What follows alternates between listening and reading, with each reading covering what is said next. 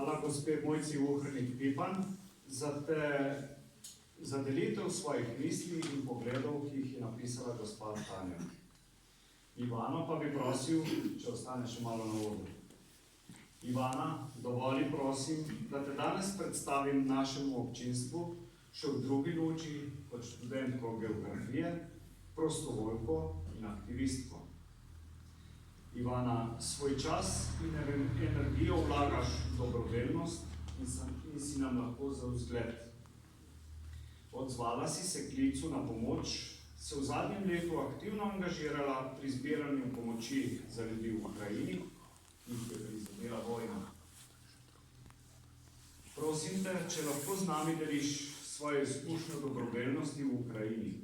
Kje in kolikokrat si obiskala Ukrajino v zadnjem letu?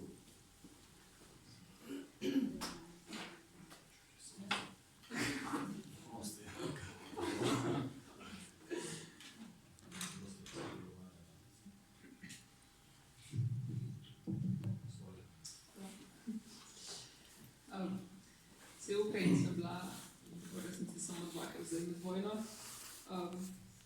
kar se niti s tem, da jaz hodim gor in dol ne bi nič naredila, bolj se mi zdi pomembno ozaveščati, mislim, tako, da se zavedamo, v kakšnih razmerah ljudje živijo in pač že od tukaj pomagamo po svojih močeh.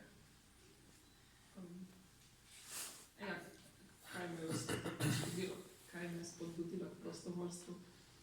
V resnici, ko sem bila prvič za projekta, kot je prej povedala ta Mojca, sem spoznala take srčne ljudi, da s svojim zgledom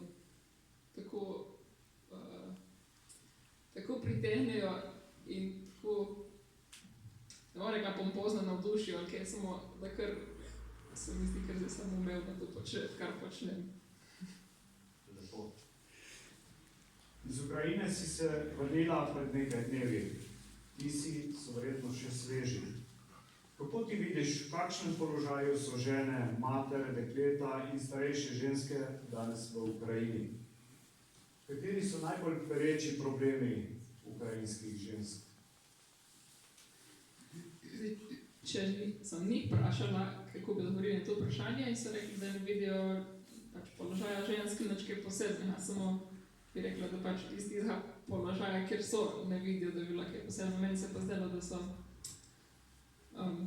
predvsem so standardi toliko nižji, da vsi živijo v težjih razmerah, zelo dosti, zdaj govorim s podeželja, z jugozahoda, ker ni vojne, tako da v resnici še kar standardni časi, ne zdaj toliko od vojne neposredno prizadeti, so standardi toliko nižji.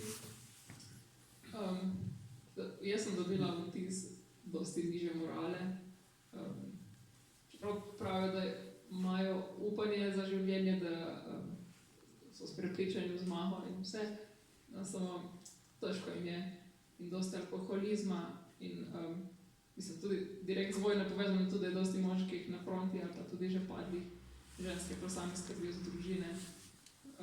Standardi so pa tako nizki, da bi bilo šokantno, da je tu 800 km proč od nas, ker se zdi tako za Evropo majhna razdalja, ampak so razmere nepredstavljive. Tako da prav specifično položaj žensk se mi zdi, da je povezan s tem nižjim standardom in pole nižjo moralo in takimi socialnimi problemi.